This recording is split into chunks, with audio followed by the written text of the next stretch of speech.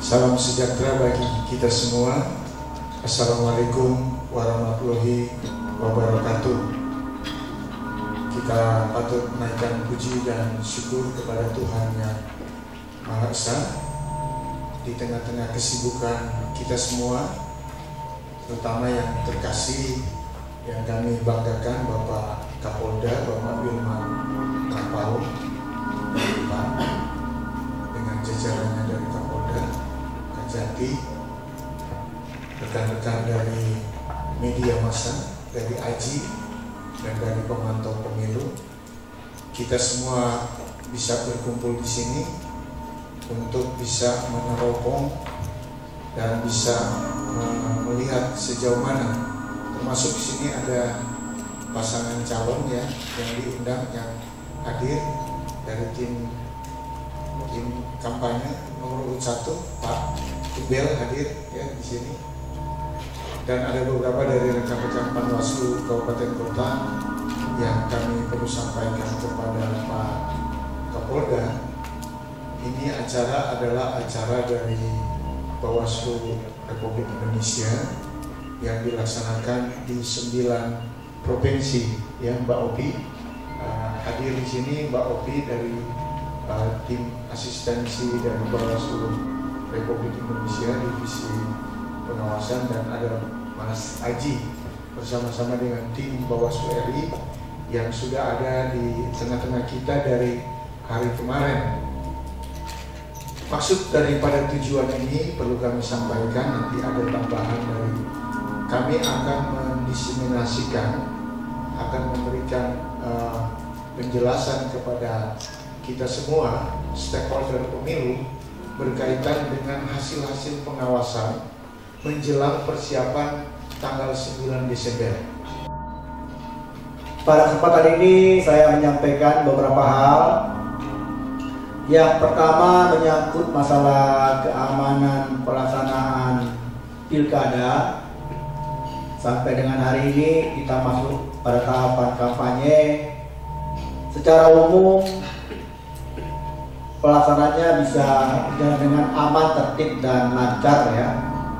Walaupun di beberapa tempat ada kejadian seperti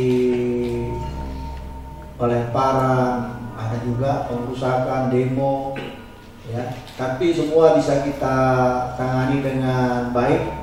Ini tambahan-tambahan penjelasan saya supaya Bapak Ibu Saudara bisa memberikan masukan kepada kami, terutama dari Bawaslu RI.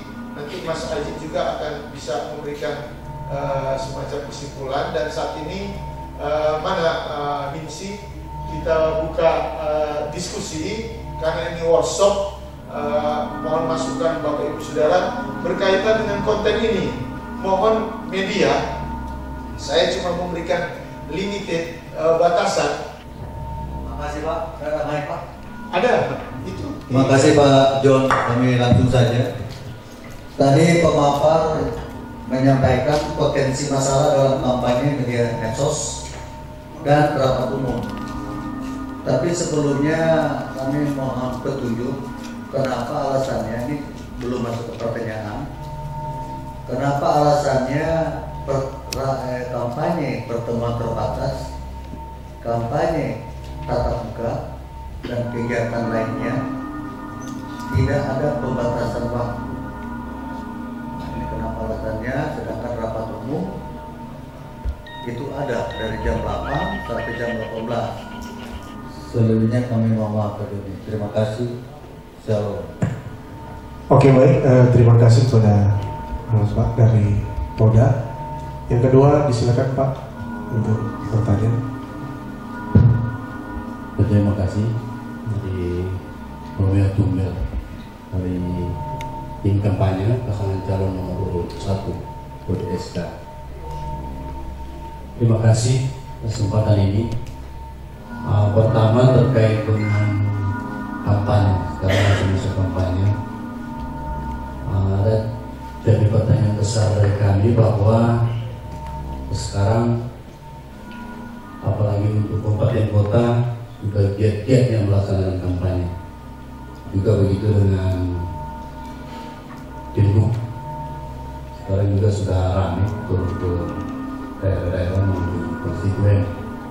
Nah, tapi yang menjadi pertanyaan bagi kami adalah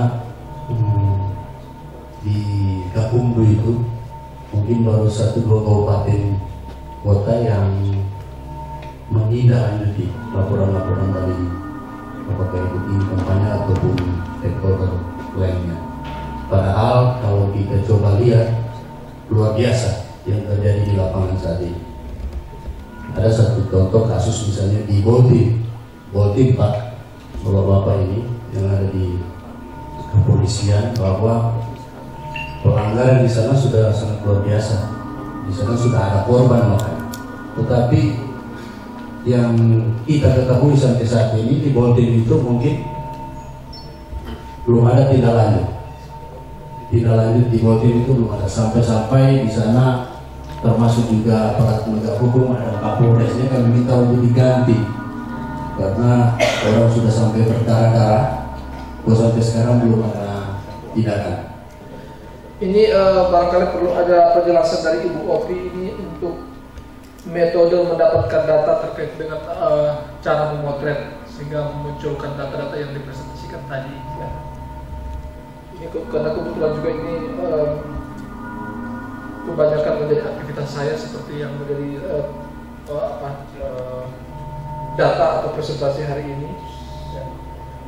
Sebenarnya tadi saya dengan Ketua Panwas Sitaro, ya, gel-gel kepala ketika soal kerawanan money politik itu di Minus itu cuma 41%. Di Minahasa Utara, ya. Ini perlu mungkin ada cross check lagi, ya. Cross check lagi. Saya kira kalau melihat faktanya, saya kira perlu ada nanti mungkin teman-teman pers yang akan bisa memberikan data-data faktual. Ya. Kemudian yang kedua, tahun lalu ya 2014 ini yang menyolok kita di Sulawesi Utara itu partai politik mana yang dibela oleh kepala daerah, ya, partai politik itu yang menang di Sulawesi Utara. Nah, kami di kampus menimbulkan sebuah penasaran, ya, rasa penasaran. Akhirnya kami melakukan sebuah kajian di beberapa daerah, melakukan penelitian. Memang terdapat beberapa faktor, terdapat indikator kenapa kok partai politik yang dibela kepala daerah itu selalu menang. Di Manado itu Demokrat yang menang karena memang wali kotanya Demokrat. Bitung itu PKPI yang menang karena memang wali kotanya dari PKPU. Sangihe juga ya PDIP yang menang karena memang bupatinya dari sana. Sitaro juga begitu. Minahasa juga PDIP yang menang karena bupatinya dan Tomohon dengan Minahasa Selatan Golkar yang menang karena memang kepala daerahnya dari Partai Golkar. Banyak faktor yang kami dapatkan ya.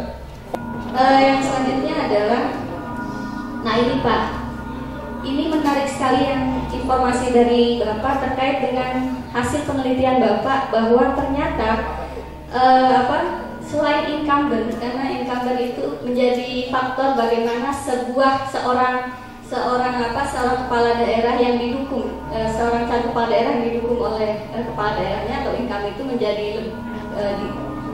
bisa diasumsikan dia akan menjadi pemenang. Itu pertama memang terkait dengan penggunaan fasilitas negara tadi seperti itu, dan tadi yang masukan yang menarik adalah terkait dengan adanya proses rekrutmen di tingkat KPPS atau PPS. Mungkin saya informasikan juga kepada Bapak Ibu sekalian bahwa ini ada juga kami ada namanya on the week report, Mbak. Jadi kita setiap minggu melakukan semacam memberikan pertanyaan guidance kepada pengawas pemilu. Jadi itu Pak, nanti hasil dari sini tidak akan percuma karena kami catat dan kami akan menjadikan masukan, diakumulasikan menjadi masukan dari 9 provinsi. Terima kasih, selamat siang. Assalamualaikum warahmatullahi wabarakatuh.